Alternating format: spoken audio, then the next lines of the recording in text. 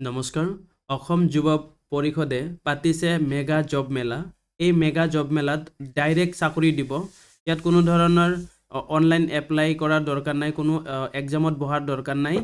ইয়াত ডাইৰেক্ট আপোনালোকে চাকৰি পাব কেনেকৈ পাব মই সবিশেষ জনাবলৈ চেষ্টা কৰিম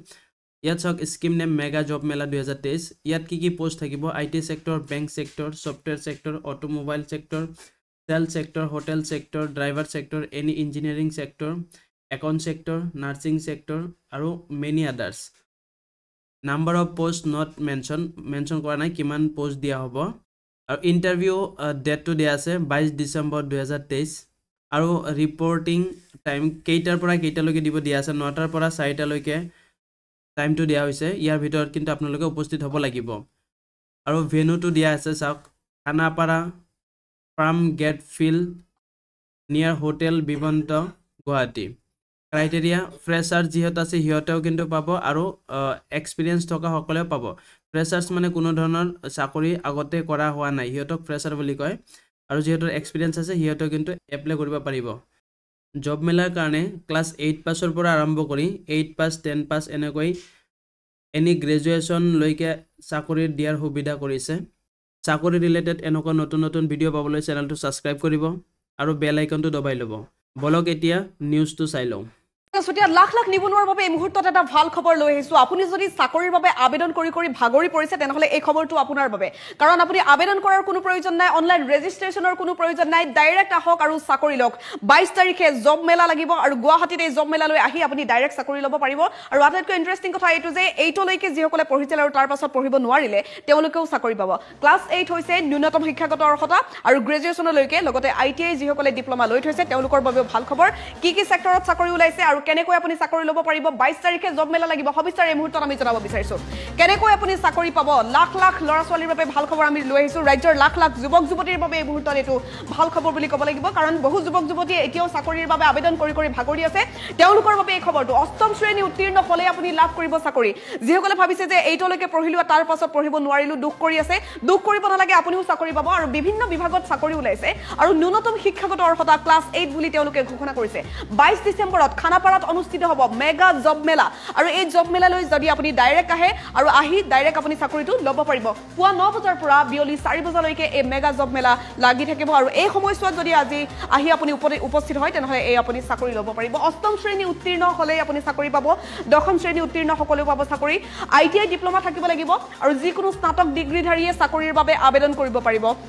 আৰু বিভিন্ন পোষ্টৰ বাবে অৱশ্যে শিক্ষাগত অৰ্হতাবোৰ বেলেগ হ'ব স্নাতকোত্তৰ ডিগ্ৰীধাৰীকো চাকৰি দিয়া হ'ব আৰু তেওঁলোকে উচ্চ পৰ্যায়ৰ চাকৰি পাব আৰু নিম্ন পৰ্যায়ৰ যিবোৰ চাকৰি সেই চাকৰিবোৰ পাব অষ্টম শ্ৰেণী উত্তীৰ্ণ সকলে আইটি সেক্টৰ বেংক শাখা নাৰ্ছিং বিভাগতো চাকৰি ওলাইছে অটোমোবাইল আৰু ফাৰ্মাসী বা চালক নিৰাপত্তা শাখা ইত্যাদি বিভিন্ন পোষ্টবোৰ যে আছে এই পোষ্ট য'ত খালী হৈ আছে তাত পোষ্টিংৰ ব্যৱস্থা কৰা হ'ব আৰু মেগা জব মেলাত আপুনি ডাইৰেক্টলি সেই চাকৰিটো ল'ব পাৰিব গালনিক শাখাত ওলাব চাকৰি আৰু সেই চাকৰিটো আপুনি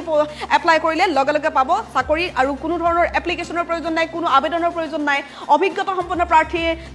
লগে চাকৰি পাব আৰু আজি আপোনাৰ নথিপত্ৰবোৰ সাজু কৰক আপোনাৰ নথিপত্ৰ যদি এতিয়াও সাজু নাই তেনেহলে সাজু কৰি ৰাখক ডাইৰেক্টলি আপুনি এটা ফাইল সাজু কৰি লৈ আনক অসম যুৱ পৰিষদে আয়োজন কৰিছে এই মেগা জব মেলা আৰু এই জব মেলাত ৱাক ইন ইন্টাৰভিউ হ'ব লগে আহিব কথা পাতিব আৰু আপোনাক যদি যোগ্য বুলি ভাবে লগে চাকৰি দিব ৰাজ্যৰ লাখ লাখ যুৱক যুৱতীৰ বাবে এইটো এটা নিশ্চয় এটা ভাল খবৰ ইতিমধ্যে সকলোৱে যেহেতু নিবনুৱা সকলে চাকৰিৰ কাৰণে এপ্লাই কৰি ভাগৰি গৈছে অনলাইন এপ্লাই কৰে তাৰ পাছতে যেহেতু শৰ্ট লিষ্টেড কৰা হয় বহুতক ইন্টাৰভিউ লৈকেও নামাতে আৰু ইন্টাৰভিউ ফেস কৰাৰ পাছতো দুটা তিনিটা ইন্টাৰভিউ আৰু তাৰ পাছত চাকৰিটো অৱশেষত তেওঁলোকে গৈ নাপায় গতিকে তেওঁলোকৰ বাবে নিশ্চয় এইটো ভাল খবৰ যে 22 ডিসেম্বৰত খানাপাৰাত অনুষ্ঠিত হ'ব মেগা জব মেলা আৰু এই মেগা জব মেলাত আপুনি ৱাক ইন ইন্টাৰভিউ হ'ব আপুনি ডাইৰেক্টলি আহিলে নিজৰ ফাইল লৈ আপোনাৰ কাগজ পত্ৰবোৰ লৈ আপোনাৰ সৈতে কথা পাতিব আৰু পুৱা 9 বজাৰ লগে আৰম্ভ হ'ব বিয়লি 4 বজালৈকে জব মেলা লাগি থাকিব 22 তাৰিখ মনত ৰাখক 22 ডিসেম্বৰত হ'ব অষ্টম শ্ৰেণী উত্তীৰ্ণ সকলে পাব চাকৰি দশম শ্ৰেণী উত্তীৰ্ণ আইটিআই ডিপ্লোমা আৰু যিকোনো স্নাতক ডিগ্ৰীধাৰী আহিব পাৰিব এই জব মেলালৈ কাৰণ প্ৰতিটো পোষ্টৰ বাবে বেলেগ ক্ৰাইটেৰিয়া দিয়া হৈছে স্নাতকোত্তৰ ডিগ্ৰীধাৰীও চাকৰি লাভ কৰিব যিসকল স্নাতকোত্তৰ ডিগ্ৰীধাৰী আছে তেওঁলোকে ভাল পৰ্যায়ৰ চাকৰি লাভ কৰিব আৰু আইটি সেক্টৰ বেংক শাখা নাৰ্ছিং বিভাগত যিবোৰ পদ খালী হৈ আছে সেই খালী পদবোৰ পূৰণৰ চেষ্টা কৰা হ'ব এই জব মেলাত লগতে অটোমোবাইল ফাৰ্মাচী চালক নিৰাপত্তা শাখা ইত্যাদিৰ খালী পদবোৰ পূৰণৰ ব্যৱস্থা কৰা হ'ব 22 তাৰিখে ডিৰেক্টলি আপুনি চাকৰি পাব ৱাক ইন ইণ্টাৰভিউ গাণনিক শাখাত ওলাব চাকৰি আৰু এই চাকৰিৰ বাবে আপুনি আহি ডিৰেক্টলি কথা পাতিব পাৰিব যিটো বিভাগত আপোনাক যোগ্য বুলি ভাবে তাতে চাকৰি দিয়া হ'ব অভিজ্ঞতা সম্পন্ন প্ৰাৰ্থীয়ে লগে লগে পাব চাকৰি আৰু নতুন প্ৰাৰ্থীও অগ্ৰাধিকাৰ পাব বুলি জানিব পৰা গৈছে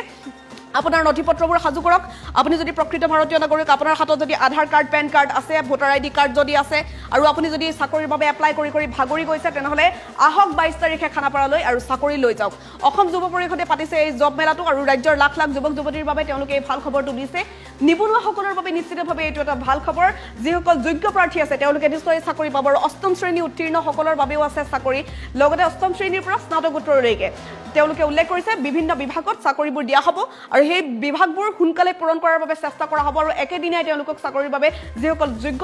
তেওঁলোকক লিষ্টেড কৰা হ'ব আৰু 22 ডিচেম্বৰত খানাপাৰাত অনুষ্ঠিত হ'ব এই মেগা জব মেলা পুৱা 9 বজাৰ লগে লগে মেগা জব মেলা আৰম্ভ হ'ব আৰু বিয়লি 4 বজালৈকে জব মেলা লাগি থাকিব যিসকলে বৰ্তমান গুৱাহাটীত নাথাকে গুৱাহাটীৰ বাহিৰত যিসকল আছে ৰাজ্যৰ বিভিন্ন প্ৰান্তত থকা সকলক কৈছো হাজু হওক 22 তাৰিখে গুৱাহাটীলৈ আহিব লাগিব খানাপাৰাত আপুনি যদি এই জব মেলাত আহি উপস্থিত হয় আৰু জব মেলাত আপুনি কথা পতাৰ লগে লগে আপোনাৰ ফাইল পত্ৰ লৈ আহিব আপোনাৰ নথিপত্ৰবোৰ লৈ আহিব আপোনাৰ চাৰ্টিফিকেট লৈ আহিব আপোনাৰ শিক্ষাগত অৰ্হতা যদি অষ্টম শ্ৰেণীলৈকেও আছে তেতিয়া চাকৰি পাব এড্ৰেছটো আকৌ দেখুৱাই দিছোঁ যাতে কোনো ধৰণৰ ভুল নহয় মেগা জব মেলাৰ এড্ৰেছটো হ'ব venue Khanapara farm gate field near hotel Vivanta Guwahati চাকৰিৰ যদি কোনো ধৰণৰ আপডেট আহে মই ভিডিঅ'বোৰ আপলোড কৰি থাকোঁ গতিকে চেনেলটো ছাবস্ক্ৰাইব কৰি ল'ব আৰু কাষত থকা বেল আইকনটো দবাই দিব আৰু আশা কৰোঁ সকলোৱে এই জব মেলাত উপস্থিত হ'ব আৰু চাকৰি পাবলৈ সক্ষম হ'ব ধন্যবাদ